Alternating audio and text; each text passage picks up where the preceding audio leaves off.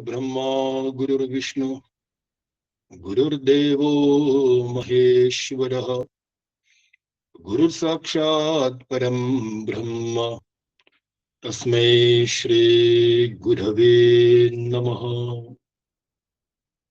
ओम श्रीनारायण गुरुराध्यं शिवलिंगार्य मध्यमां श्रीबोधानंद संसरन्तीं अस्मदाचार्य पर्यन्तां शिष्य संघान्वितां शुभां गुरुचैतन्य समन्वितां दिव्यां ज्ञान प्रवाहिनीं वन्दे तां चेतनां पुनः।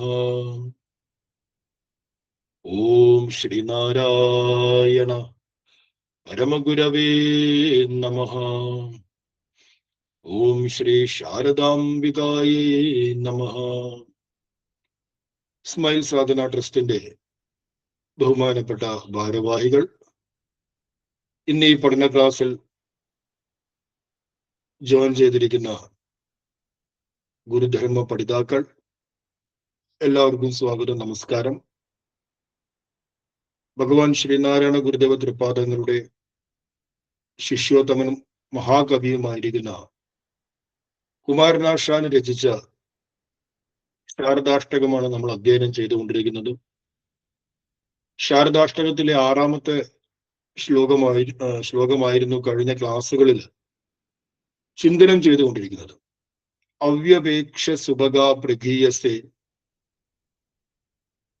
ത്വം മയാംബദുദ ഭേദഭേദന സാ സ്വയം രസമയീ രതിപര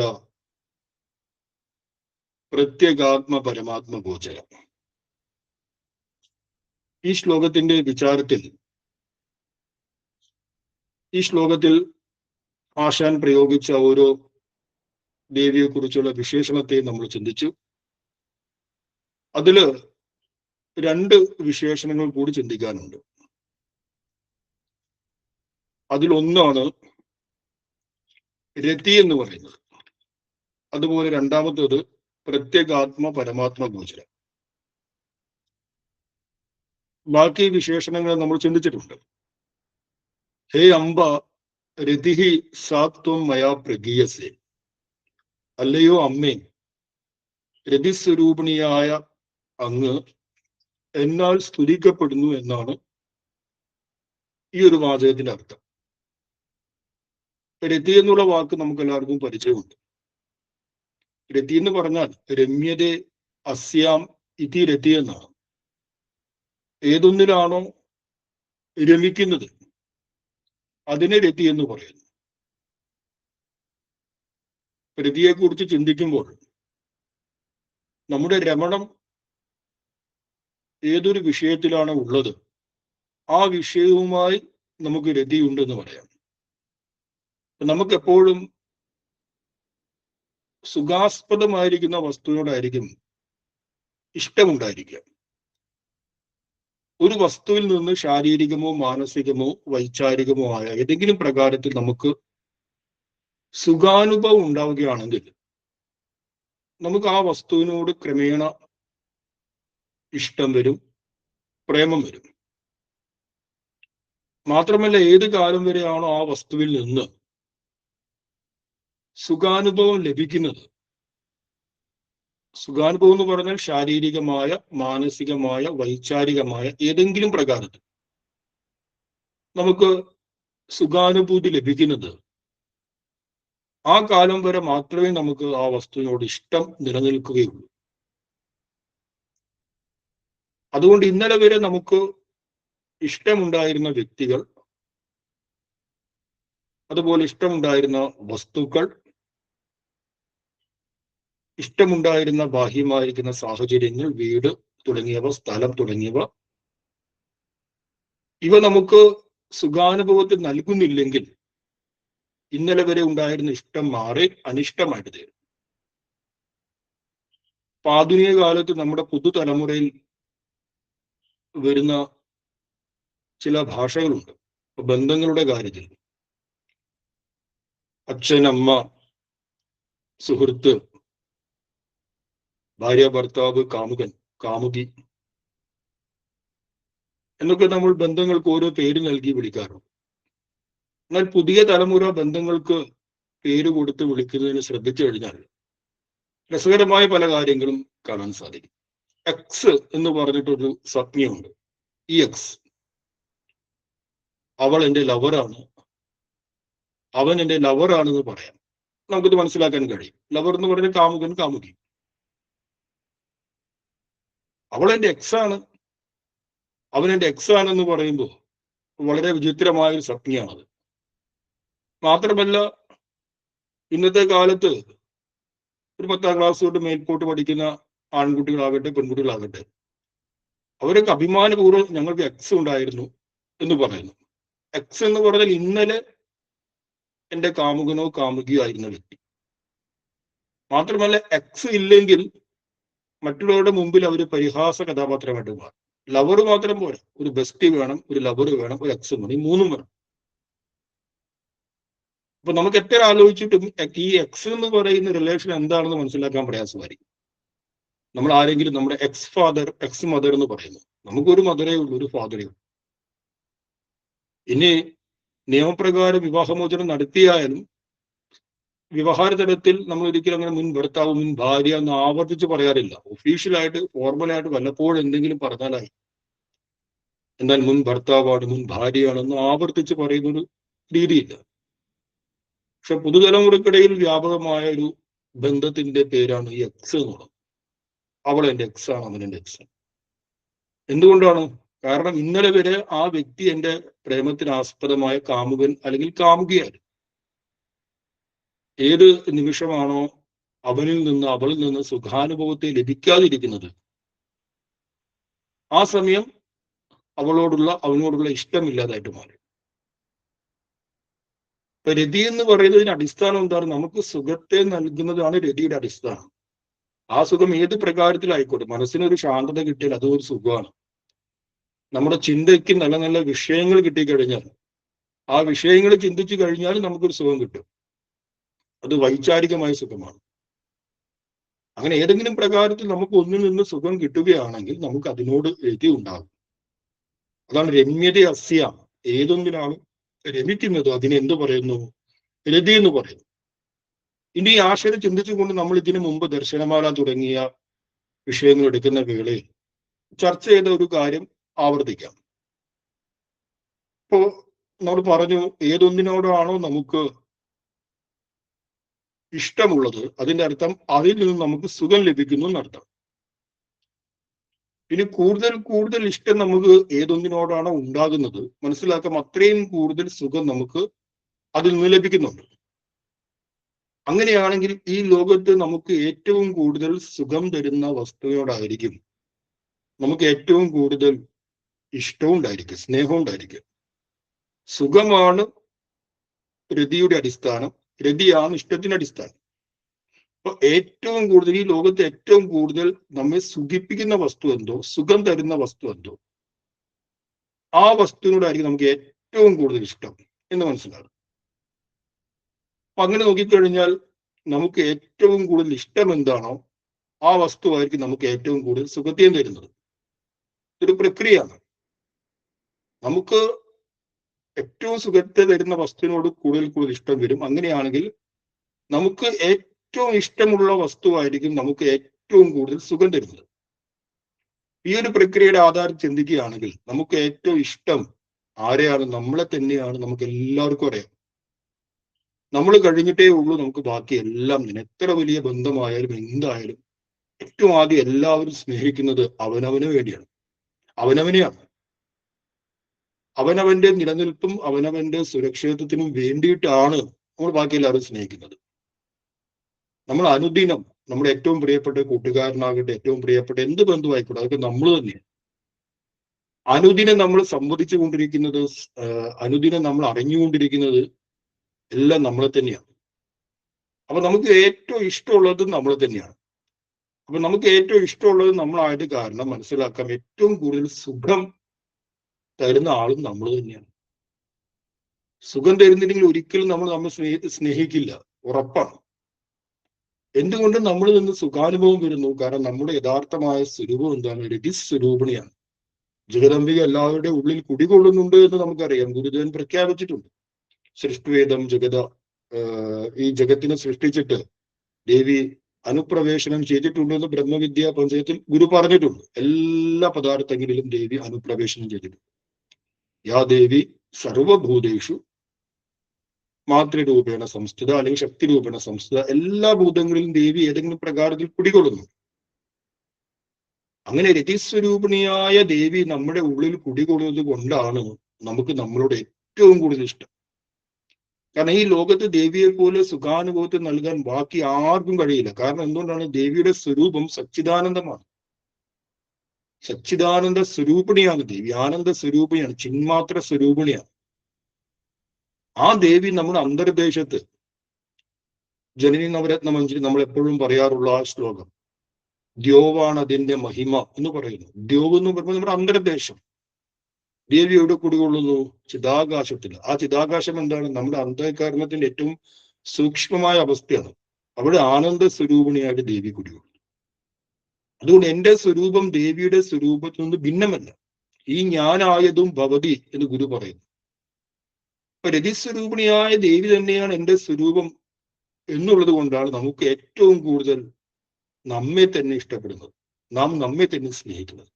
പക്ഷെ ദേവിയുടെ സ്വരൂപത്തെ സാക്ഷാത്കരിക്കാൻ വേണ്ടി പരിശ്രമിച്ചുകൊണ്ടിരിക്കുകയാണ്. എത്രത്തോളം ആ പരിശ്രമം പൂർണ്ണതയിലേക്ക് എത്തുന്നുവോ അത്രത്തോളം സുഖാനുഭവത്തിന്റെയും പ്രേമത്തിന്റെയും ആഴം ഇങ്ങനെ വർദ്ധിക്കും. നിലവിൽ നമ്മുടെ ഉള്ളിൽ ദേവി കുടികൊള്ളുന്നുണ്ട് എന്നുള്ളത് ഉറപ്പാണ്. അതുകൊണ്ട് നമുക്ക് നമ്മോട് തന്നെ ഏറ്റവും കൂടുതൽ സ്നേഹമാണ്. ഇനി നമുക്ക് നമ്മൾ ബാഹ്യമായിട്ട് ഇനി കാണുന്ന, ലോകത്ത് കാണുന്ന എല്ലാ സുഖാനുഭവങ്ങളും എന്താണ്? ഒരിക്കലും ചിന്തിക്കരുത് ഭൗതികമായ സുഖം വേറെയാണ്, ആത്മീയമായ സുഖം വേറെയാണെന്ന് ഒരിക്കലും ചിന്തിക്കരുത്. അങ്ങനെ രണ്ട് സുഖാനുഭവങ്ങളില്ല. സുഖാനുഭവം കേവലം ഒന്ന് മാത്രമേ ഉള്ളൂ. കാരണം സർവവ്യാപിയായ ജഗദംബിക ഒന്ന് മാത്രമേ ഉള്ളൂ. രണ്ട് പ്രകാരത്തിൽ സുഖാനുഭവമില്ല. നമ്മൾ ഇന്ദ്രിയങ്ങളിലൂടെ അനുഭവിക്കുന്ന വിഷയസുഖം പോലും എന്താണ്? അതും ജഗദംബികയുടെ സുഖം തന്നെയാണ്.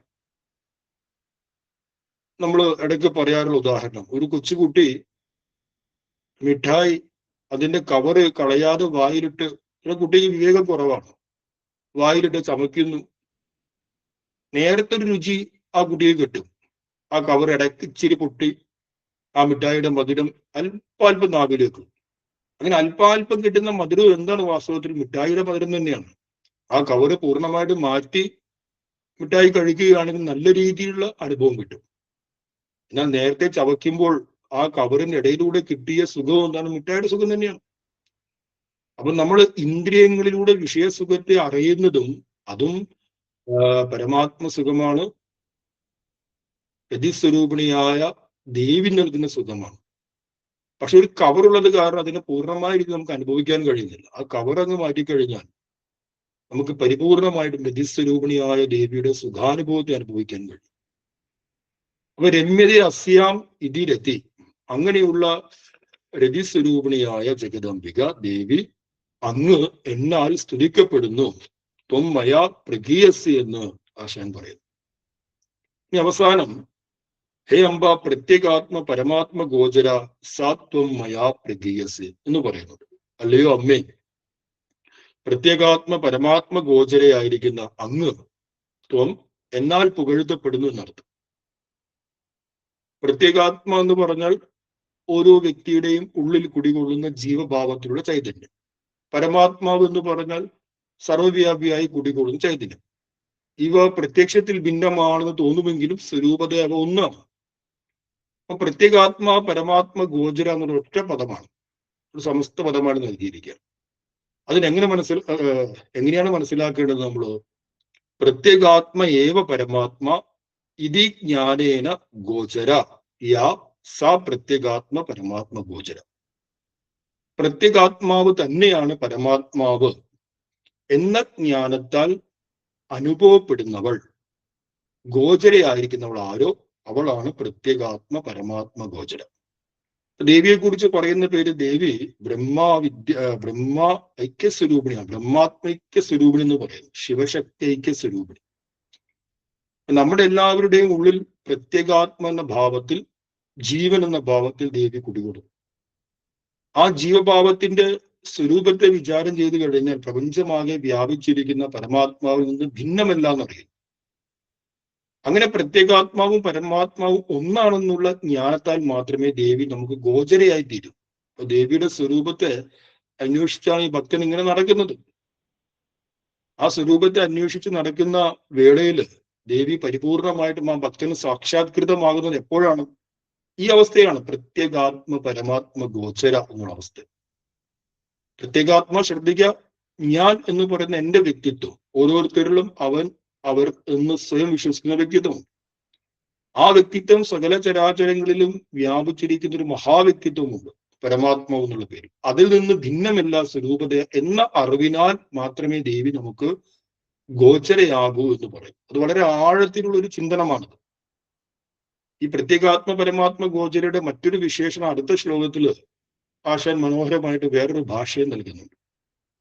6ാമത്തെ ശ്ലോകത്തെ സാമാന്യമായിട്ട് നമ്മൾ ഈ രീതിയിൽ ചിന്തിച്ചു. അപ്പൊ ഇവിടെ ചിന്തിക്കുന്ന രീതി എന്ന് പറയുന്നത് ഖണ്ഡാന്വയം എന്നുള്ള രീതിയുണ്ട് സംസ്കൃതത്തിൽ. 2 പ്രകാരത്തിലുണ്ട്. സാധാരണ അന്വയമുണ്ട്, അന്വയത്തിൽ പല ഭേദങ്ങളുണ്ട്. ഖണ്ഡാന്വയം എന്ന് പറയുമ്പോൾ പ്രത്യേകിച്ച് സ്തോത്രകൃതികളൊക്കെ പഠിക്കുന്നത് നമുക്ക് സഹായകരമാണ്. എപ്പോഴും സ്തോത്രകൃതികളിൽ വിശേഷണ സഹിതമാണ് ദേവനെ പുകഴ്ത്തുന്നത്. ആ വിശേഷണത്തെ ക്രമമായി എടുത്തുകൊണ്ട് ആ വിശേഷണം ഏത് കർത്താവിനാണോ കൊടുത്തത് ആ കർത്താവിനോട് വെച്ച്, ഏത് ക്രിയ കൊണ്ടാണ് വിശേഷിച്ചത് ആ ക്രിയയും വെച്ചു അങ്ങനെ ഒരു വാചകമാക്കി മാറ്റി. അങ്ങനെ 5ഓ 6ഓ വാചകം നമ്മൾ എഴുതുമ്പോൾ അതിനെ ഖണ്ഡ അന്വയ പദ്ധതി എന്ന് പറയും. ഇങ്ങനെ 5ഓ 6ഓ വാചകങ്ങൾ എഴുതി പഠിച്ചു കഴിഞ്ഞാൽ ആ ശ്ലോകം നമ്മുടെ മനസ്സിൽ വളരെ ആഴത്തിൽ സുസ്പഷ്ടമായിട്ട് ഉറയ്ക്കും. അല്ലെങ്കിൽ സംസ്കൃത ശ്ലോകങ്ങൾ പഠിക്കാൻ ഇച്ചിരി പ്രയാസമായിരിക്കും. കാരണം അതിന്റെ ആ ഭാഷയുടെ ക്രമീകരണം എന്ന് പറയുന്നത് നമുക്ക് അങ്ങനെ ചേർത്ത് വെക്കാൻ പ്രയാസമാണ്. അതുകൊണ്ട് എപ്പോഴും പഠിക്കുന്ന കാലഘട്ടത്തിൽ ഇങ്ങനെ ഖണ്ഡ അന്വയ രീതിയിൽ പഠിച്ചു കഴിഞ്ഞാൽ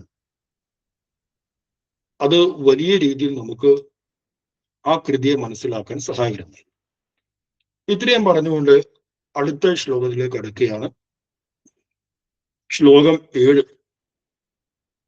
രുദ്ധചിത്തമരുതാം സദാംബമേ രോജസേ സ്ഥിതിരഹോ മഹോദയ പൂർണ്ണബോധ പരിഭാതിത ഭ്രമ പൗരുഷേ പൃഥകലിംഗ സാക്ഷിണി. മനോഹരമായ ശ്ലോകമാണ്. ഒന്നുകൂടി പറയാം. രുദ്ധചിത്തമരുതാം സദാംബമേ രോജസേ സ്ഥിതിരഹോ മഹോദയ പൂർണ്ണബോധ പരിഭാതിത ഭ്രമ പൗരുഷി പൃഥകലിംഗ സാക്ഷിണി. ഇതാണ് ശ്ലോകം.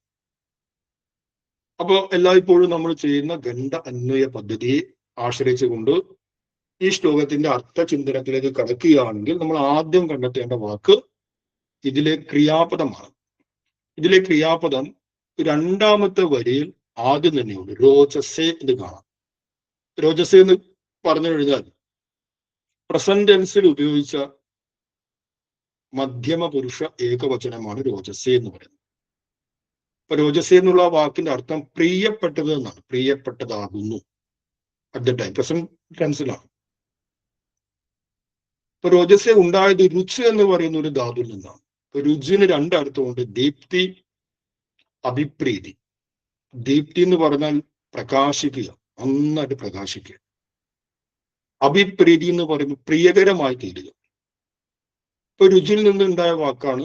രുചി എന്നുള്ള ധാതുവിൽ നിന്നുണ്ടായ ഒരു ക്രിയാപദം, ഒരു വേർബാണ് രോജസേ. ഇപ്പൊ രോജസേന്റെ അർത്ഥം നമുക്ക് എന്തെടുക്കാം? ഏറ്റവും പ്രിയപ്പെട്ടത് എന്നെടുക്കാം. നല്ല പ്രിയപ്പെട്ടത് എന്താണോ അതാണ് രോജസേ. അപ്പൊ രോജസേ പ്രിയപ്പെട്ടതാണ്. അപ്പൊ ചോദ്യം, ആർക്ക് പ്രിയപ്പെട്ടതാണ്? എന്താണ് പ്രിയപ്പെട്ടത്? ഈ 2 ചോദ്യം നമ്മുടെ മുമ്പിൽ വരും. എന്താണ് പ്രിയപ്പെട്ടത്? ത്വം രോജസേ, നീയാണ് പ്രിയപ്പെട്ടത്. കർത്താവിന് കിട്ടി ത്വം. ത്വം എവിടെ കിട്ടി? നോക്കൂ,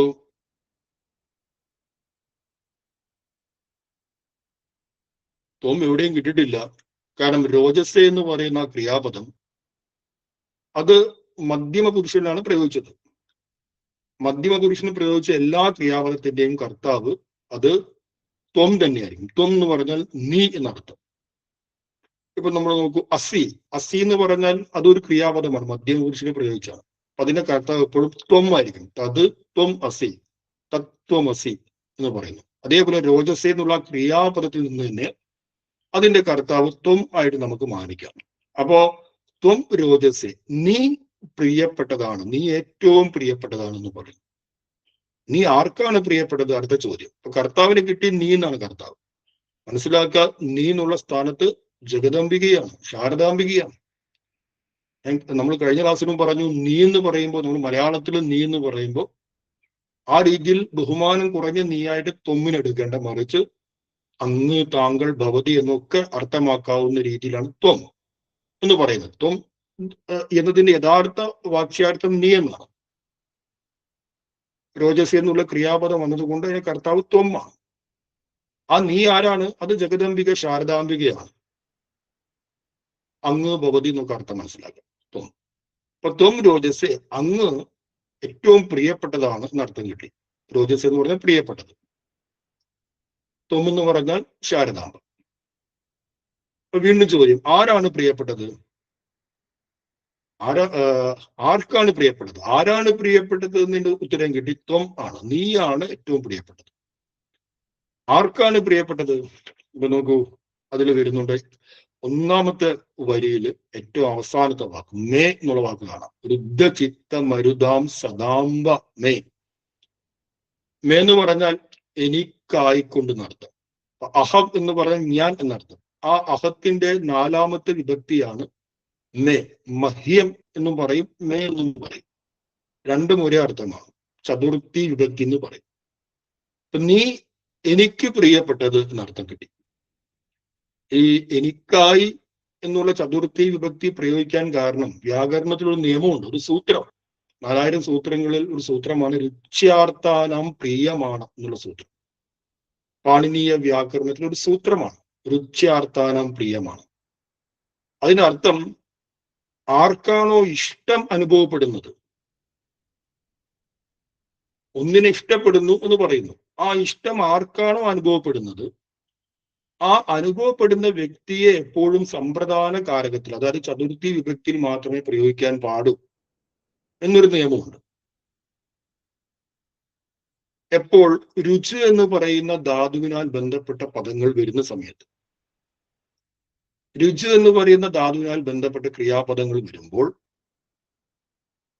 ആ ഇഷ്ടം ആർക്കാണോ അനുഭവപ്പെടുന്നത്, ആ അനുഭവപ്പെടുന്ന വ്യക്തിയെ എപ്പോഴും ചതുർത്ഥി വിഭക്തിയിലേ പറയാൻ പാടുള്ളൂ.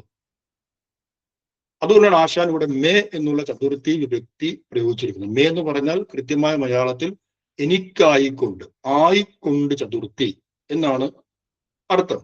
സമ്പ്രദാന കാരകം എന്ന് പറയും. നമ്മളൊരാൾക്ക് ഒന്നിനെ കൊടുക്കുമ്പോൾ അവനായിക്കൊണ്ട് അത് കൊടുത്തു, ഇവൾക്കായിക്കൊണ്ട് ഇത് കൊടുത്തു. അപ്പൊ എനിക്കായിക്കൊണ്ട് പ്രിയപ്പെട്ടതാകുന്നു എന്നാണ് കൃത്യമായ അർത്ഥം, അതിന്റെ വിഭക്തി എടുത്തു കഴിഞ്ഞാൽ. പക്ഷെ നമ്മൾ അങ്ങനെ പൂർണ്ണമായിട്ടും മലയാളത്തിലേക്ക് പറയുമ്പോൾ അതേപോലെ തന്നെ ആ വിഭക്തി അർത്ഥം പറയണമെന്നില്ല. ഇത്രയും മനസ്സിലാക്കിയാൽ മതി. നീ എനിക്ക് പ്രിയപ്പെട്ടതാകും. എനിക്കെന്നുള്ളത് ചതുർത്ഥിയാണെന്ന് മനസ്സിലാക്കാം. മേ എന്നുള്ള വാക്ക് ഇവിടെ പ്രയോഗിച്ചിട്ടുണ്ട്. മേ എന്ന് പറയുമ്പോൾ എനിക്കായിക്കൊണ്ടെന്നാണ്. മലയാളത്തിൽ പറയുമ്പോൾ എനിക്കെന്ന് പറഞ്ഞാൽ മതി. നീ എനിക്ക്, ശാരദാംബിക എനിക്ക് എന്താണ് പ്രിയപ്പെട്ടതാണ് എന്ന് ആശാൻ പറയുന്നു. ഇപ്പൊ ശാരദാംബക്ക് വേണ്ടി ഇവിടെ പ്രയോഗിച്ച ത്വം എന്ന് പറയുന്ന കർത്താവ്, അതിന് കുറെ വിശേഷണങ്ങൾ, മനോഹരമായ വിശേഷണങ്ങൾ ആശാൻ നൽകിയിട്ടുണ്ട്. ആ വിശേഷണം മുമ്പ് ഇവിടെ ഒരു അഭിസംബോധന നൽകിയിട്ടുണ്ട്. അല്ലയോ ജഗദംബിക എന്നൊക്കെ പറയുന്നത് പോലെ ഒന്നാമത്തെ വരിയിൽ അംബ എന്നുള്ള വാക്ക് കാണാം. രുദ്ധചിത്ത മരുതാം സദാംബമേ, അതിൽ അംബ എന്നുള്ള വാക്കുണ്ട്. സദാ കഴിഞ്ഞിട്ട് അംബ എന്നുള്ള വാക്ക്. ആ അംബ എന്നുള്ളത് അതെന്താണ്? അത് അഭിസംബോധനയാണ്. അല്ലയോ അമ്മേ എന്ന് വിളിക്കുന്നതിന്റെ അഭിസംബോധനയാണ് അംബ എന്നുള്ള ഹ്രസ്വമായിരിക്കുന്ന വാക്ക്. അപ്പൊ നമുക്ക് എങ്ങനെ പറയാം? അല്ലയോ അമ്മേ, അംബ, ഹേ അംബ, ത്വം മേ രോചസേ, നീ എനിക്ക് പ്രിയപ്പെട്ടതാകുന്നു. രോചസയുടെ മുമ്പിൽ ഒരു വാക്കും കൂടി ആശാൻ ചേർത്തിട്ടുണ്ട്. ഏതാണത്? നോക്കൂ, രുദ്ധചിത്ത മരുതാം സദാംബമേ. ആ സദാ എന്നുള്ള വാക്ക് നമ്മൾ രോചസയുടെ മുമ്പിൽ ചേർത്താൽ മതി. അപ്പൊ എങ്ങനെ വാക്ക് കിട്ടി? ഹേ അംബ ത്വം മേ സദാ രോചസേ, അല്ലയോ അമ്മേ, നീ എനിക്ക് എപ്പോഴും പ്രിയപ്പെട്ടതാകും. ഇതാണ് ഒന്നാമത്തെ വാചകം. ത്വം മേ സദാ രോജസ്, നീ എനിക്ക് എപ്പോഴും പ്രിയപ്പെട്ടതാണ്. ഇപ്പൊ ഇവിടെ നീ എന്ന് പറഞ്ഞതിന് കുറെ വിശേഷണങ്ങൾ ശ്ലോകത്തിൽ നൽകിയിട്ടുണ്ട്. ആ വിശേഷണങ്ങളെ ചേർത്ത് നമ്മൾ സ്ഥിരം ചെയ്യുന്നത് പോലെ ഈ ആശയത്തെ നവീകരിച്ച് വിസ്തരിപ്പിച്ച് ഒരു വാചകം ഉണ്ടാക്കിയാൽ മതി. അങ്ങനെ ഉണ്ടാക്കുവാണെങ്കിൽ ഒന്നാമത്തെ വിശേഷണത്തെ എടുത്തുകൊണ്ടുള്ള വാചകമാണ്, ഒന്നാമത്തെ വിശേഷണമാണ് രുദ്ധചിത്തമരുതാം എന്നുള്ളത്. ആ വിശേഷണത്തെ നമ്മൾ എടുത്തുകൊണ്ടൊരു വാചകം ഉണ്ടാക്കുന്നു. ഹേ അംബ ത്വം രുദ്ധചിത്തമരുതാം സ്ഥിതി. അപ്പുറത്തൊരു സ്ഥിതി ഉണ്ട്, ആ സ്ഥിതിയും കൂടി എടുക്കണം. അപ്പോഴേ രുദ്ധചിത്തമരുതാം എന്നുള്ളത് പൂർണ്ണമാകും. ഇങ്ങനെ പറയാം, ഹേ അംബ ത്വം രുദ്ധചിത്തമരുതാം സ്ഥിതി. എന്നിട്ട് മറ്റൊരു വാക്കും കൂടി ചേർക്കണം. ഈ ശ്ലോകത്തിൽ പറഞ്ഞിട്ടുണ്ട് അഹോ എന്നുള്ള വാക്ക്. സ്ഥിതിയുടെ അഹോ എന്ന് കാണാം. അഹോ എന്ന് പറയുമ്പോൾ അത്ഭുതത്തെ സൂചിപ്പിക്കണം. അഹോ, അയ്യോ അത്ഭുതം തന്നെ ആയിരിക്കുന്നു എന്ന് പറയാൻ വേണ്ടി സൂചിപ്പിക്കുന്ന ഒരു വാക്കാണ് അഹോ എന്നുള്ള വാക്ക്. ഹേ അംബ ത്വം രുദ്ധചിത്തമരുതാം സ്ഥിതി അഹോ മേ സദാ രോചസേ. ഇതാണ് ആദ്യത്തെ വാചകം. എന്താണ് ഈ വാചകത്തിന്റെ അർത്ഥം? അല്ലയോ അമ്മേ, രുദ്ധചിത്ത മരുത്തുക്കൾ, രുദ്ധചിത്ത മരുത്തുക്കൾ എവിടെയാണോ സ്ഥിതി ചെയ്യുന്നത്, എന്തിനെയാണോ ആശ്രയിക്കുന്നത്, അങ്ങനെ അത്ഭുതകരമായിരിക്കുന്ന സ്വരൂപത്തോട് കൂടിയ അവിടുന്ന് എനിക്ക് സദാ പ്രിയപ്പെട്ടതാകുന്നു എന്നൊന്നാമത്തെ വാചകം. രുദ്ധചിത്ത മരുത്ത് എന്ന് പറഞ്ഞാൽ എന്താണ് നമ്മൾ മനസ്സിലാക്കേണ്ടത്? മരുത് എന്ന് പറഞ്ഞാൽ പ്രാണൻ എന്നർത്ഥം, പ്രാണൻ. ചിത്തം എന്ന് പറഞ്ഞാൽ മനസ്സ് എന്നർത്ഥം. രുദ്ധ എന്ന് പറഞ്ഞ ഇവ രണ്ടിനെയും നിരോധിച്ച ആളുകൾ. പ്രാണനെയും മനസ്സിനെയും നിരോധിച്ച ആൾക്കാർ ആരൊക്കെയാണ്? പ്രാണനെയും മനസ്സിനെയും നിരോധിച്ചവരെയാണ് എന്തു പറയുന്നത്? യോഗികൾ എന്ന് പറയുന്നത്. യോഗ ചിത്തവൃത്തി നിരോധ എന്ന് പഠിച്ചിട്ടുണ്ട്. പ്രാണനെയും മനസ്സിനെയും അഭ്യാസത്തിലൂടെ നിരോധിച്ച യോഗികളുടെ സ്ഥിതി. രുദ്ധചിത്ത മരുതാം എന്നുള്ള വിശേഷണത്തിന്റെ കൂടെ സ്ഥിതി എന്ന് അപ്പുറത്ത് രണ്ടാമത്തെ വരിയിൽ പറഞ്ഞിരിക്കുന്ന സ്ഥിതിയുണ്ട്. രോജസേ സ്ഥിതിരഹോ. ആ സ്ഥിതി എടുത്തിട്ട് ഇതിന്റെ കൂടെ ചേർക്കണം. അംബ ത്വം രുദ്ധചിത്തമരുതാം സ്ഥിതി എന്ന് കിട്ടി. അല്ലയോ അമ്മേ, പ്രാണനെയും മനസ്സിനെയും നിരോധിച്ച യോഗികളുടെ ആശ്രയസ്ഥിതി അവിടുന്നാണ്. അങ്ങനെയുള്ള അത്ഭുതകരമായ അങ്ങ്, അഹോ എന്ന് പറഞ്ഞാൽ അത്ഭുതകരം, അത്ഭുതകരമായ അങ്ങ് മേ സദാ രോജസ്, എനിക്ക് എല്ലായ്പ്പോഴും എപ്പോഴും പ്രിയപ്പെട്ടതാകുന്നു എന്നർത്ഥം. ഈ പ്രാണനെയും മനസ്സിനെയും നിരോധിച്ച യോഗികൾ എന്നുള്ള വിശേഷണം ശ്രദ്ധേയമാണ്. രമണ മഹർഷി വളരെ മനോഹരമായ ഒരു കൃതി എഴുതിയിട്ടുണ്ട്. ആ കൃതിയുടെ പേര് ഉപദേശസാരം എന്നാണ്. വളരെ പ്രസിദ്ധമാണ്. ആ കൃതിയില് പ്രാണനെയും മനസ്സിനെയും യോഗികൾ എങ്ങനെയാണ് നിരോധിക്കുന്നതെന്ന് വളരെ ലളിതമായിട്ടും അതേസമയം അർത്ഥഗംഭീരമായിട്ടും മഹർഷി പറഞ്ഞിട്ടുണ്ട്. പ്രാണബന്ധനാഥ് ലീനമാനസ ഏകചിന്തനാഥ് നാശമിത്യത എന്നുള്ള ശ്ലോകം വരുന്നുണ്ട്. നമ്മുടെ പ്രാണനും മനസ്സും തമ്മിൽ അഭേദ്യമായ ബന്ധമുണ്ട്.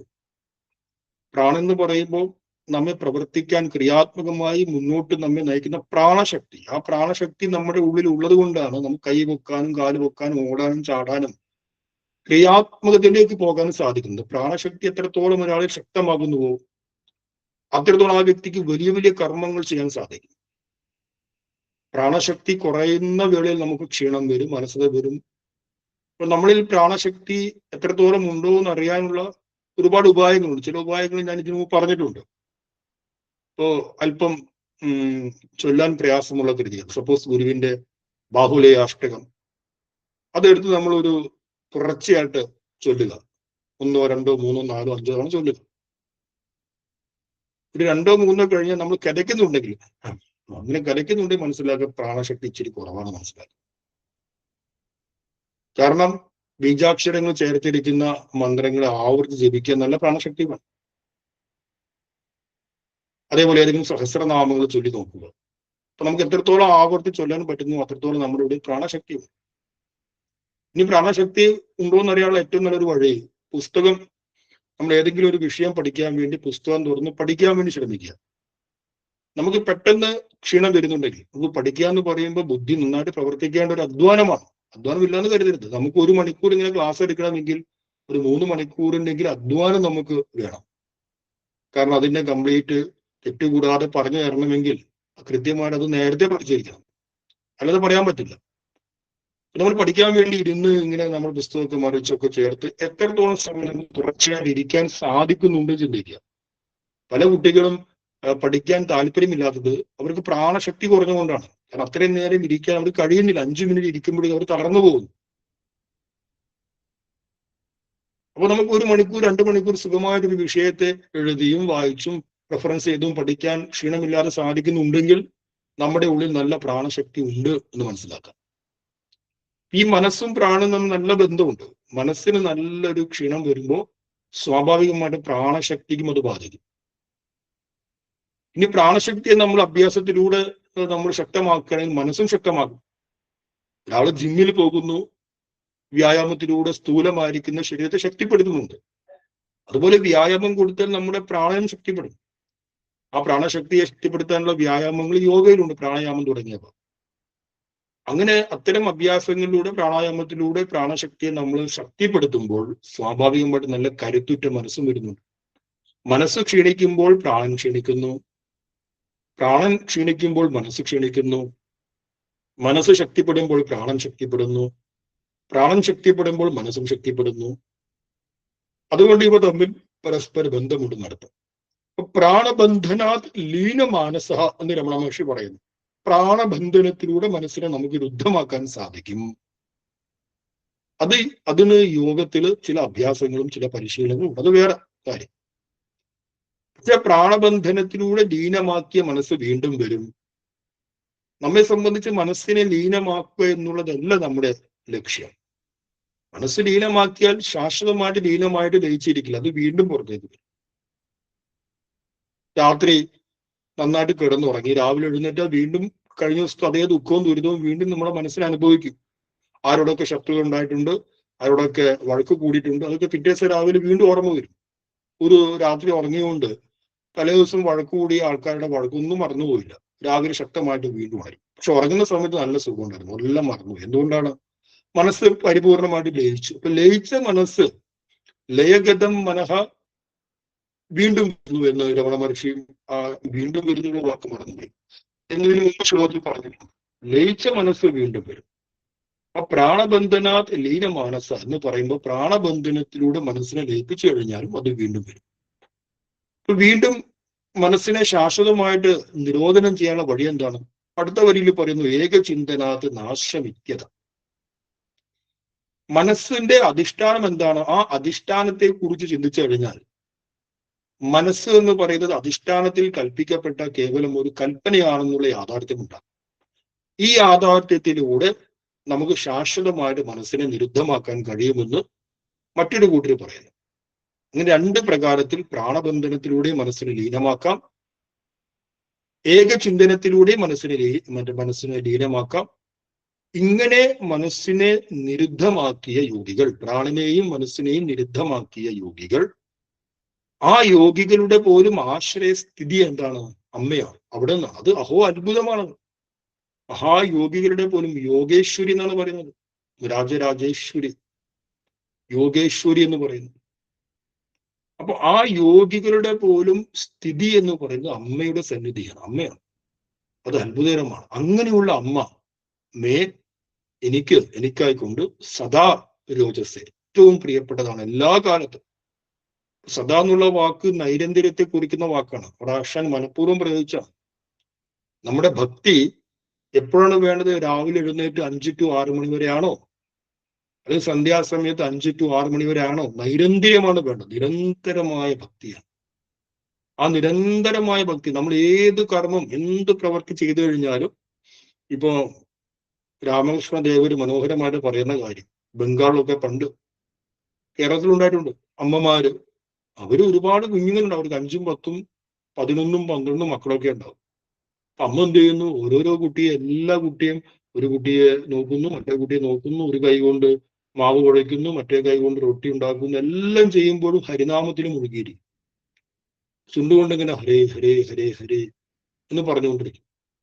അതുപോലെ ജീവിതത്തിന്റെ ഏത് മേഖലയിൽ എന്ത് പ്രവൃത്തി എടുത്തു കഴിഞ്ഞാലും ആന്തരികമായി ഉള്ളിൽ ഈശ്വര സ്മരണ, ഗുരുവിന്റെ സ്മരണ നിരന്തരം നിലനിർത്താൻ കഴിയുന്നുണ്ടെങ്കിൽ അത് വലിയ നേട്ടമാണ്. ഈശ്വരസ്മരണ ഗുരുസ്മരണ എന്ന് പറയുന്നത് പാർട്ട് ടൈം ജോലിയല്ല ഒരിക്കലും. അതുകൊണ്ടാണ് സദാ എന്നുള്ള വാക്ക് ആശാൻ പ്രയോഗിച്ചത്. നീ എനിക്ക് എപ്പോഴും പ്രിയപ്പെട്ടതാണ്, ഏതെങ്കിലും ഒരു കാലത്തല്ല, മറിച്ച് എല്ലായ്പ്പോഴും ത്വം മേ സദാ രോജസേ എന്ന് പറയും. ഇനി നോക്കൂ, അടുത്ത വിശേഷണം എന്താണ്? അടുത്ത വിശേഷണമാണ്, അതിൽ കാണാം, നമുക്ക് ശ്ലോകത്തിൽ കാണാം, മഹോദയ എന്ന് പറയാം. അപ്പൊ മഹോദയ എന്നുള്ളതും ഒരു വിശേഷണമാണ്. അംബ ത്വം മഹോദയ അഹോ മേ സദാ രോജസേ. അല്ലയോ അമ്മേ, മഹോദയായ അങ്ങ് എനിക്ക് ഏറ്റവും പ്രിയപ്പെട്ടതാണ്. അഹോ എന്നുള്ളത് ചേർത്ത് മനസ്സിലാക്കിയാൽ മതി. അയ്യോ അത്ഭുതം തന്നെ എന്നുള്ളത് ചേർത്ത് മനസ്സിലാക്കിയാൽ മതി എല്ലാ വിശേഷങ്ങളുടെ കൂടെ. അല്ലയോ അമ്മേ, അങ്ങ് എനിക്ക് ഏറ്റവും പ്രിയപ്പെട്ടതാണ്. എങ്ങനെയുള്ള അമ്മ, അല്ലെങ്കിൽ എങ്ങനെയുള്ള ദേവി? മഹോദയ. ഈ മഹോദയ എന്ന് പറഞ്ഞാൽ വാചസ്പത്യം എന്ന് പറയുന്ന ഒരു നിഘണ്ടുണ്ട്, പദങ്ങളുടെ അർത്ഥത്തെ പറയുന്ന നിഘണ്ടു. ആ നിഘണ്ടുവിൽ കൊടുത്തിരിക്കുന്ന അർത്ഥം മഹാൻ ഉദയഹ ഉത്കർഷ യസ്മിൻ, ഏറ്റവും വലിയ ഉത്കർഷം ഉണ്ടാകുന്നത് എവിടെയാണ്, അതിന് മഹോദയ എന്ന് പറയുന്നു. അതുപോലെ തന്നെ മേദിനി കോശം എന്ന് പറയുന്ന സംസ്കൃതത്തിൽ ഏറ്റവും പ്രസിദ്ധമായ ഒരു നിഘണ്ടുണ്ട്, ശബ്ദകോശാവലിയാണ്. ആ നിഘണ്ടുവിൽ പറഞ്ഞിരിക്കുന്നത് മഹോദയ എന്ന് പറഞ്ഞ വാക്കിന്റെ അർത്ഥം അപവർഗം എന്നാണ്. അപവർഗം ഒരു മോക്ഷ. അപ്പൊ നമുക്ക് ആ അർത്ഥത്തെ എടുത്തു കഴിഞ്ഞാൽ മഹോദയക്ക് നമുക്ക് എന്ത് പറയാം? മോക്ഷസ്വരൂപിണിയായ ജഗദംബിക എന്ന് പറയും. അംബ ത്വം മഹോദയ അഹോ മേ സദാ രോജസ്. അല്ലയോ അമ്മേ, മോക്ഷസ്വരൂപിണിയായ അവിടുന്ന് എനിക്ക് സദാ രോജസ്, എല്ലായ്പ്പോഴും ഏറ്റവും പ്രിയപ്പെട്ടതാണ് എന്നർത്ഥം കിട്ടി. അപ്പൊ ജഗദംബിക സ്വർഗ അപവർഗദായിനിയാണ് എന്ന് പറഞ്ഞാൽ ഭൗതികമായ എല്ലാ സുഖസമ്പത്തും പ്രദാനം ചെയ്യുന്നു. അതോടൊപ്പം തന്നെ അപവർഗത്തെയും മോക്ഷത്തെയും ആധ്യാത്മികമായ പരമ ലക്ഷ്യമായിരിക്കുന്ന മോക്ഷത്തെയും ദേവി പ്രദാനം ചെയ്യും. അങ്ങനെയുള്ള ദേവി എനിക്ക് എല്ലായ്പ്പോഴും പ്രിയപ്പെട്ടതാണ് എന്ന് ആശാൻ പറയുന്നു. ഇനി മൂന്നാമത്തെ വിശേഷണം വളരെ ആഴത്തിലുള്ളൊരു വിശേഷണമാണ്. എന്താണ് ആ വിശേഷണം? പൂർണ്ണബോധ പരിഭാതിത ഭ്രമ. ഒറ്റ വാക്കിൽ ദേവിയെ പറഞ്ഞിരിക്കുന്നു. അംബ, അല്ലയോ അമ്മേ, ത്വം പൂർണ്ണബോധ പരിഭാതിത ഭ്രമ. പൂർണ്ണബോധ പരിഭാതിത ഭ്രമയായിരിക്കുന്ന അങ്ങ് മേ സദാരോജസ്, എനിക്ക് എല്ലായ്പ്പോഴും പ്രിയപ്പെട്ടതാകുന്നു എന്നർത്ഥം. എന്താണ് പൂർണ്ണബോധ പരിഭാതിത ഭ്രമ? അപ്പൊ പഠിക്കാൻ വേണ്ടി നമുക്ക് ഇതിന് 3 വാക്കാക്കി മാറ്റാം. 1 പൂർണ്ണബോധ, 2 പരിഭാതിത, 3 ഭ്രമം. അതിന് പൂർണ്ണബോധം എന്നുള്ളതിനർത്ഥം പാരമാർത്ഥിക സത്യം എന്നാണ്. സത്യം 3 പ്രകാരത്തിലുണ്ട്: പാരമാർത്ഥിക സത്യം, പ്രാതിഭാസിക സത്യം, വ്യാവഹാരിക സത്യം. വിവിധ ആചാര്യന്മാരിൽ നിന്ന് നിങ്ങൾ ഇതിനു മുമ്പ് ഈ വിഷയങ്ങളെല്ലാം പഠിച്ചിട്ടുണ്ടാകും. മാത്രമല്ല, കഴിഞ്ഞ ദിവസം നമ്മൾ ഒരു പോസ്റ്റർ, സ്മൈലിൽ വിവിധ പോസ്റ്ററുകൾ ഗുരുവിന്റെ മഹാവചനങ്ങൾ, ശ്രീനാരായണ ധർമ്മത്തിലെ വിവിധ കൃതികളിലെ മഹാവചനങ്ങൾ എടുത്തുകൊണ്ട് പോസ്റ്റർ തയ്യാറാക്കി ഇടാറുണ്ട്. ഒരു പോസ്റ്റർ ചെയ്തത് സത്യം സനാതനമായ ബ്രഹ്മമാകുന്നു, ഈ ലോകത്തിന്റെ നിലനിൽപ്പ് സത്യത്തിലാണ് എന്ന് എഴുതിയപ്പോൾ അതിന്റെ അടിയിൽ ഒരു വിദ്വാൻ ഒരു കമന്റ് ഇട്ടു. എന്താണ് കമന്റ്? അദ്ദേഹം പറഞ്ഞു, ലോകം എന്ന് പറയുന്നത് മിഥ്യയാണ്, സത്യമല്ല. ഒരിക്കലും ലോകം സത്യമാണെന്ന് നമുക്ക് പറയാൻ സാധിക്കില്ല എന്ന് പറഞ്ഞെഴുതി. പക്ഷെ നമ്മുടെ ആ പോസ്റ്ററിന്റെ മാറ്റർ എന്ന് പറയുന്നത് ലോകം സത്യമാണെന്ന് പറഞ്ഞിട്ടില്ല, ലോകത്തിന്റെ നിലനിൽപ്പ് സത്യത്തിലാണ് എന്നാണ് പറഞ്ഞത്. ഈ വേദാന്തമൊക്കെ പഠിക്കുമ്പോൾ പെട്ടെന്ന് നമുക്ക് വരുന്ന കൺഫ്യൂഷൻ, ഈ കാണപ്പെടുന്നതൊക്കെ മിഥ്യയാണ്, ഇല്ലാത്തതാണെന്നൊക്കെ പറയും. ഒരിക്കലും വേദാന്തം ഇല്ലാത്തത് എന്ന് പറഞ്ഞിട്ടില്ല. മിഥ്യ എന്ന് പറഞ്ഞാൽ ഇല്ലാത്തത് എന്ന് അർത്ഥമില്ല. ഉള്ളത് നേരത്തെ ഉള്ളൂ. അവിദ്യമാനത്വേ സതി ഭാസമാനത്വം മിഥ്യ. ഉണ്ട്, ആ സംഭവം അവിടെ ഉണ്ട്. പക്ഷെ അത് വിചാരം ചെയ്തു കഴിഞ്ഞാൽ ഓരായുകിൽ ഉണ്ട് അഖിലം, ആരായുകിൽ തിരകൾ നീരായിരുന്നു. വിചാരം ചെയ്തു കഴിഞ്ഞാൽ ആ കാണപ്പെടുന്ന തിര എന്ന് പറയുന്നത് വെള്ളമാണെന്നൊക്കെ മനസ്സിലാക്കാൻ സാധിക്കും. അവിടെ തിരയുണ്ടോ? ഉണ്ടോ ചോദിച്ചാൽ ഉണ്ട്, നമ്മൾ കണ്ടിട്ടുണ്ട്. പക്ഷെ വിചാരം ചെയ്തു കഴിഞ്ഞാൽ അത് കേവലം വെള്ളമാണ്. വെള്ളമല്ലാതെ മറ്റൊരു വസ്തു അവിടെ ഇല്ല. അപ്പൊ ഈ ലോകത്തിന് നിലനിൽപ്പുണ്ട്, ഈ ലോകത്തിന് സത്യത്വമുണ്ട്. ആ സത്യത്തെ പറയുന്ന പേരാണ് വ്യാവഹാരിക സത്യം അഥവാ പ്രാതിഭാസിക സത്യം. അതേപോലെ പാരമാർത്ഥികമായിരിക്കുന്ന സത്യവുമുണ്ട്, അബ്സല്യൂട്ട് ട്രൂത്ത് എന്ന് പറയും, കേവല സത്യം. അപ്പൊ പൂർണ്ണബോധ എന്ന വാക്കിന്റെ അർത്ഥം എന്താണ്? പൂർണ്ണബോധ എന്ന വാക്കിന്റെ അർത്ഥം അബ്സല്യൂട്ട് ട്രൂത്ത് എന്നാണ്, പാരമാർത്ഥികമായ സത്യം. പരിബാധിത ഭ്രമ, ആ ആബ്സല്യൂട്ട് ട്രൂത്ത് ഭ്രമത്തെ ബാധിപ്പിക്കുന്നു. ബാധിപ്പിക്കുക എന്ന് പറയുമ്പോൾ നിവാരണം ചെയ്യുന്നു. പക്ഷെ ബാധിതമാക്കുക എന്ന് പറഞ്ഞാൽ വേദാന്ത ദർശനത്തിൽ ഉപയോഗിക്കുന്ന വിശേഷമായ ടെർമിനോളജിയാണ് ബാധിതമാക്കുക. അപ്പൊ ഈ ബാധിതമാക്കുക എന്ന് പറഞ്ഞു കഴിഞ്ഞാൽ അതിനർത്ഥം എന്താണ്? ബാധിതം എന്നുള്ളതിന്റെ ഒരു പരിഭാഷ, ഒരു നിർവചനം ഇപ്രകാരമാണ്: അധിഷ്ഠാന ജ്ഞാനേന ആരോപിതസ്യ അധിഷ്ഠാന അഭിന്നത്വ നിശ്ചയ ഇതി ബാധം. അധിഷ്ഠാനമായിരിക്കുന്ന വസ്തുവിന്റെ ജ്ഞാനം കൊണ്ട് അതിൽ ആരോപിതമായിരിക്കുന്ന വസ്തു അധിഷ്ഠാന ഭിന്നമല്ല എന്നുള്ള സത്യത്തെ തിരിച്ചറിയുന്നതാണ് ബാധ എന്ന് പറയുന്നത്. നമ്മൾ കട്ടിയായിട്ട് പോകുന്നില്ല, കാരണം നമ്മൾ ഈ വിഷയം വന്നുകൊണ്ട്, ഇത് ഗംഭീരമായ ഒരു വിഷയം സാന്ദർഭികമായി വന്നുകൊണ്ട് അത് പറഞ്ഞെന്ന് മാത്രമേ ഉള്ളൂ. ഏറ്റവും മനസ്സിലാക്കാനുള്ളത്, നമ്മൾ എപ്പോഴും ചർച്ച ചെയ്യുന്ന കാര്യം രജ്ജു സർപ്പം തന്നെയാണ്. കയറെന്ന് പറഞ്ഞ അധിഷ്ഠാനമാണ്. ആ കയറ് കാണുമ്പോൾ പാമ്പാണെന്ന് കരുതി പേടിച്ചു പോയി. അപ്പൊ ആ പാമ്പ് എന്ന് പറയുന്ന ആരോപിത വസ്തുവിന്റെ,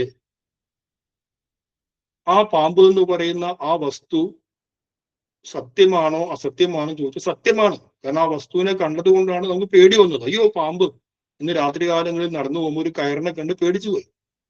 അയ്യോ പാമ്പ് എന്ന് പറയുമ്പോൾ നമ്മൾ ആ പാമ്പ് എന്ന് പറയുന്ന സത്യത്തെ നമ്മൾ കണ്ടു. അപ്പൊ പാമ്പ് സത്യമാണ്. ആ സത്യത്തെ എന്തു പറയുന്നു? വ്യാവഹാരിക സത്യം അഥവാ പ്രാതിഭാസിക സത്യം എന്ന് പറയുന്നു. അതിനൊരിക്കലും മിഥ്യ എന്ന് പറയുന്നില്ല.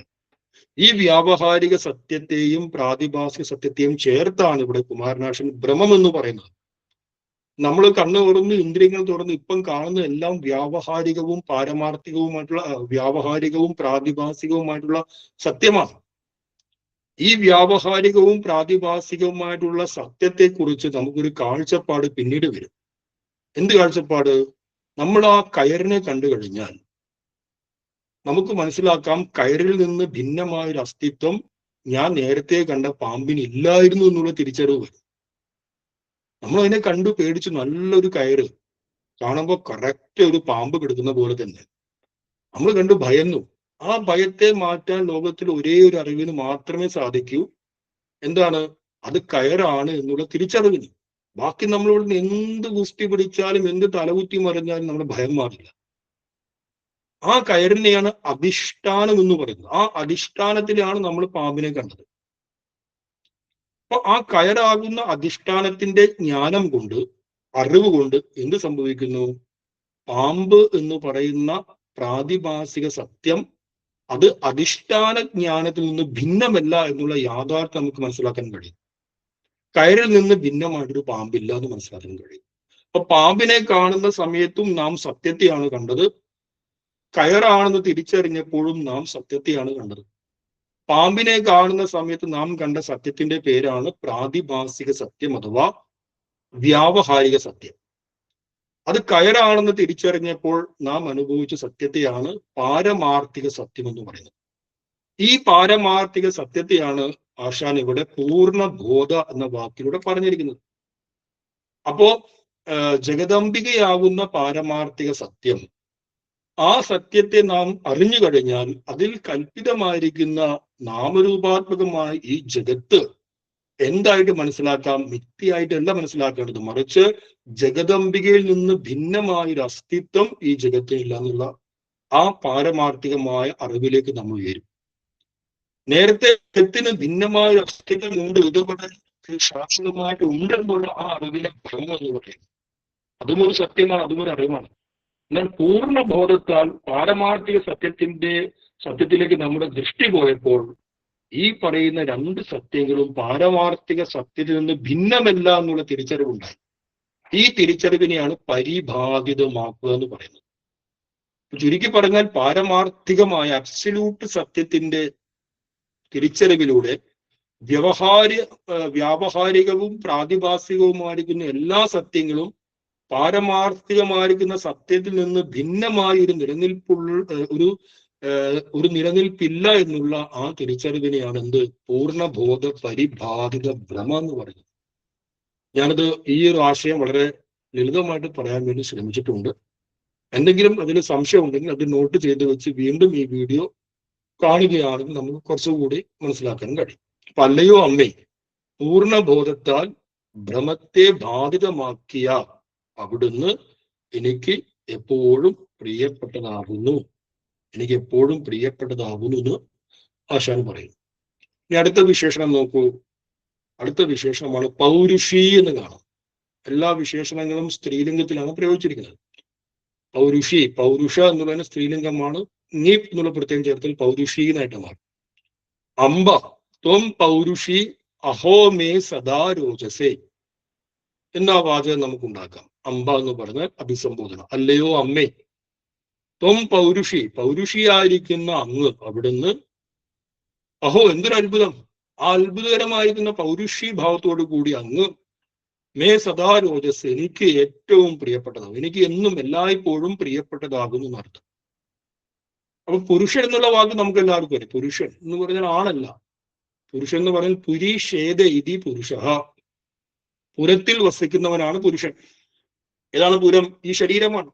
സ്ത്രീ ശരീരമാകട്ടെ പുരുഷ ശരീരമാകട്ടെ, ഏത് ശരീരമാകട്ടെ, ആ ശരീരത്തിൽ വസിക്കുന്ന ആൾ എന്ത് പറയുന്നു? പുരുഷൻ എന്ന് പറയുന്നു. ഈ പുരുഷനെയാണ് നമ്മൾ കഴിഞ്ഞ ശ്ലോകത്തിൽ പ്രത്യേകാത്മ എന്ന് പറഞ്ഞത്. ഇനി പുരുഷൻ എന്നുള്ള വാക്കിന് വേറെ അർത്ഥമുണ്ട്. സർവം പൂരയിതി ഇതി പുരുഷ എന്ന് പറയും. സർവം പൂരയിതി എന്ന് പറഞ്ഞാൽ എല്ലായിടത്തും നിറഞ്ഞു നിൽക്കുന്നത്, പൂരിപ്പിക്കുക, ഫില്ലിംഗ് ദ ബ്ലാങ്ക്സ് എന്ന് പണ്ട് ഞങ്ങൾ പഠിക്കുമ്പോൾ ചോദ്യം വരുവായി. പൂരിപ്പിക്കുക, എല്ലായിടത്തും പൂരതി, അതില്ലാത്തൊരു സ്ഥലമില്ല. ഘനീഭവിച്ച് നിൽക്കുന്നു എല്ലായിടത്തും. അങ്ങനെ എല്ലായിടത്തും ഘനീഭവിച്ച് നിൽക്കുന്നത് അത് പുരുഷൻ എന്ന് പറയുന്നു. എല്ലായിടത്തും ഘനീഭവിച്ച് നിൽക്കുന്നതിനെയാണ് പരമാത്മ എന്ന് പറയുന്നത്. നേരത്തെ പ്രത്യേകാത്മ പരമാത്മ ഗോചര എന്ന് പഠിച്ചു. ഒരു പ്രത്യേകാത്മയുടെ നിർവചനമാണ് പുരീഷേത ഇതി പുരുഷ, പരമാത്മാവിന്റെ നിർവചനമാണ് സർവം പൂരയിതി ഇതി പുരുഷ എന്ന് പറയുന്നത്. ഈ പുരുഷ ശബ്ദത്തിന്റെ കൂടെ ഒരു അണുപ്രത്യയം ചേർന്ന് വന്നു കഴിഞ്ഞാൽ പൗരുഷ എന്നായിട്ട് മാറും. പൗരുഷ എന്ന് പറഞ്ഞാൽ പുരുഷന്റേത് എന്നർത്ഥം കിട്ടുന്നത്, പുരുഷനെ സംബന്ധിച്ചത്. പുരുഷന്റേത് എന്ന് പറയുമ്പോൾ പരമപുരുഷനായിരിക്കുന്ന പരബ്രഹ്മ സ്വരൂപത്തിന്റെ ശക്തി, പുരുഷന്റെ ശക്തി. ആ പൗരുഷയുടെ കൂടെ സ്ത്രീലിംഗ പ്രത്യയം ചേർക്കുമ്പോൾ പൗരുഷീനായിട്ട് മാറും. പൗരുഷി എന്ന് പറയുമ്പോൾ നമ്മൾ എന്ത് മനസ്സിലാക്കണം? പൗരുഷി എന്ന് പറയുമ്പോൾ പരബ്രഹ്മ സ്വരൂപനായിരിക്കുന്ന ആ ജഗദീശ്വരന്റെ ശക്തി സ്വരൂപിണി എന്നർത്ഥം.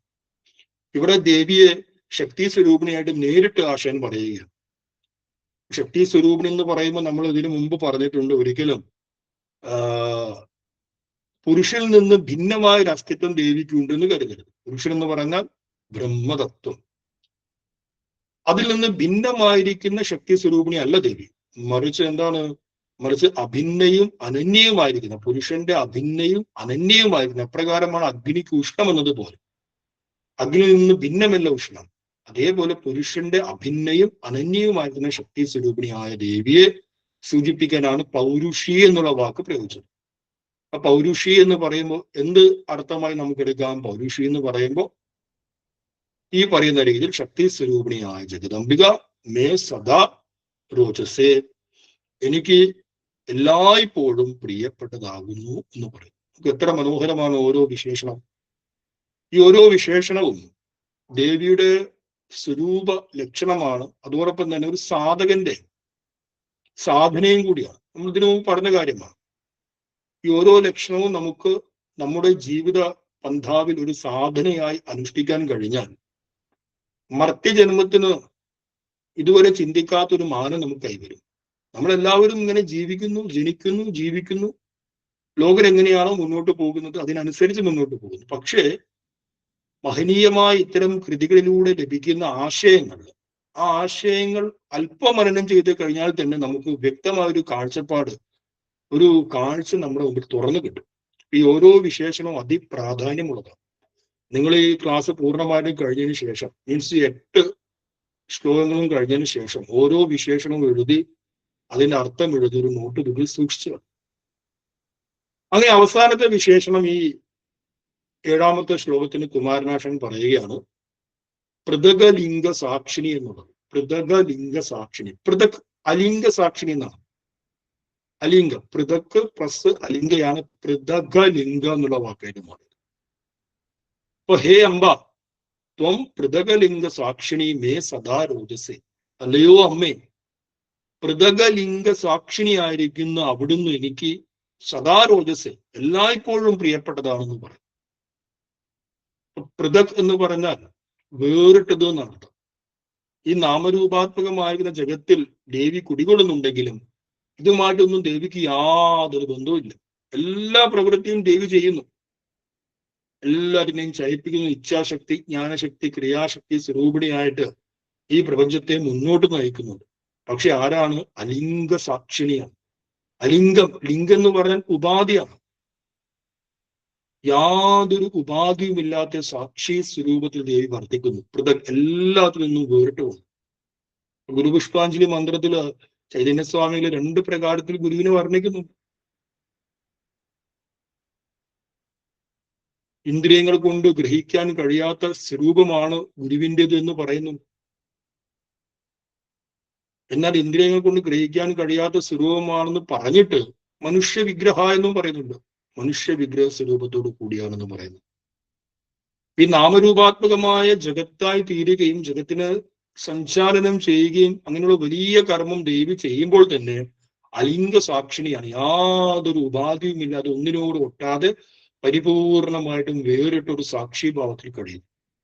അങ്ങനെയുള്ള പൃഥകലിംഗ സാക്ഷിണിയായ ജഗദംബികയെ, ശാരദാംബികയെ മേ സദാ രോജസ്, ഞാൻ എല്ലായ്പ്പോഴും, എനിക്ക് എല്ലായ്പ്പോഴും പ്രിയപ്പെട്ടതാകുന്നു എന്നർത്ഥം. അപ്പൊ ഇത്രയും ചിന്തിച്ചുകൊണ്ട് നമ്മൾ ഈ 7ാമത്തെ ശ്ലോകത്തിന്റെ വിചാരം പൂർത്തീകരിക്കുകയാണ്. കൂടുതൽ വ്യാഖ്യാനത്തിലേക്ക് പോയി കഴിഞ്ഞാൽ നമുക്ക് ആശയവിസ്താരം സംഭവിച്ചതിന് സാരം നഷ്ടപ്പെടും. അതുകൊണ്ട് അല്പാൽപ്പം മാത്രമേ ചിന്തിച്ചിട്ടുള്ളൂ. അടുത്ത ക്ലാസ്സിൽ ഇതിന്റെ കൂടുതൽ ചിന്തകളുമായിട്ട് മുന്നോട്ട് വരാം. തൽക്കാലം ഇപ്പോൾ നിർത്തുന്നു. ഇനി 6 മണിക്ക് കുട്ടികൾക്കുള്ള സംസ്കൃത പഠന ക്ലാസ്സിലേക്ക് തിരിച്ചു വരാം.